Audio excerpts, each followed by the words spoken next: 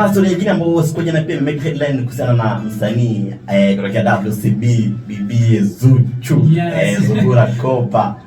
Bana, siku jana Zuchu ameweza naye pia kuzungumza katika mitandao ya kijamii baada ya kuisifia kutaja mali zake.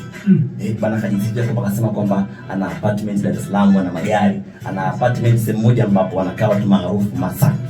Sasa Zuchu siku jana ameweza kuisifia katika tamasha lake la Master Class, ameweza kusema kwamba yeye ni mmoja wa wanawake ambao wanalipa pesa nyingi na pia ana hela.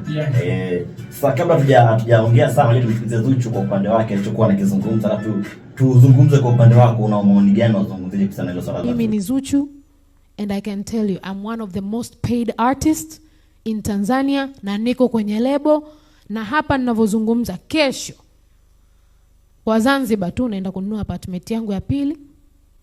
Kwa hapa Dar, sijui umenielewa, nina viwanja zaidi ya 3, namjengea mama yangu, nina magari, ninaishi pazuri, na niko kwenye nini?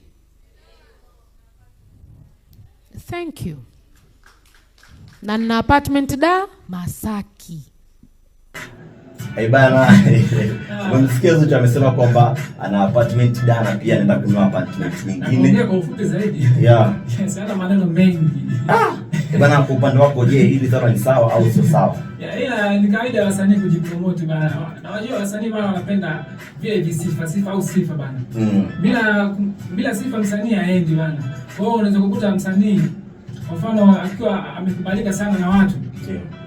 Huwa anajiona kama shamaliza kila kitu. Okay. Yes. Bana